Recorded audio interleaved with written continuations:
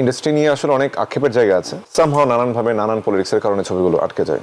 আপনি চাইলেই খুব স্মুথলি আগাতে পারবেন না, কোনো কিছু নিয়ে কোনো হেডেক কাজ করে না। মেনশন করতে গেলেই দেখা যাবে যে অনেক কিছু নিয়ে টান দিতে হবে। তুমি যখন প্রথম চলচ্চিত্রে কাজ করলে, তারপরে আজিজ ভাই যিনি বললেন যে তুমি এরপর নেক্সট সুপারস্টার জিতের জায়গায় তোমাকে বসাতে চাইলো, বেশ অনেকগুলো চলচ্চিত্রে কাজ করলে, কিন্তু সেইভাবে সফলতা বা সেরকম করে লাইমলাইটে রওশন কেন আসতে পারেনি? আমার কাছে মনে হয় যে আমার কোনো কোনো ছবি হয়তো বা আমাকে অনেক বড় একটা স্টারেজমের জায়গায় পৌঁছে দিতে পারতো। আর ইন্ডাস্ট্রি নিয়ে আসলে অনেক আক্ষেপের জায়গা আছে। ইন্ডাস্ট্রি নিয়ে অনেক কষ্টের আপত্তির জায়গা আমার রয়েছে।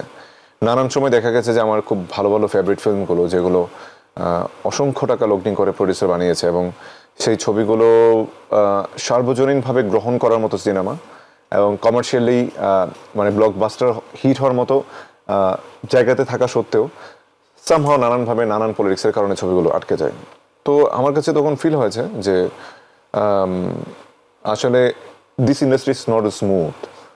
আপনি চাইলেই খুব স্মুথলি আগাতে পারবেন না। অনেক কিছু করে আসলে এখানে আগানোর স্কোপ আছে, কিন্তু আমার না কোনো কিছু নিয়ে কোনো হেডেক কাজ করে না যে ওইটা করেই আমাকে আগাতে হবে। I have to be big star, ওই জিনিসটা করে আমাকে আগাতে হবে। I don't want to mention anything. আমি কিছু মেনশন করতে চাই না।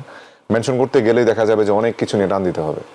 আর আলহামদুলিল্লাহ আমার এখন লাস্ট যেই যেমন বেপরোয়া সিনেমাটা আমাকে, আমার 4 নম্বর সিনেমা আমাকে অনেক বড় মাইলেজ এনে দিয়েছে, যে ইন্ডাস্ট্রিতে অন্তত প্রুভ করার সুযোগ দিয়েছে যে commercially if I get the scope I can do anything.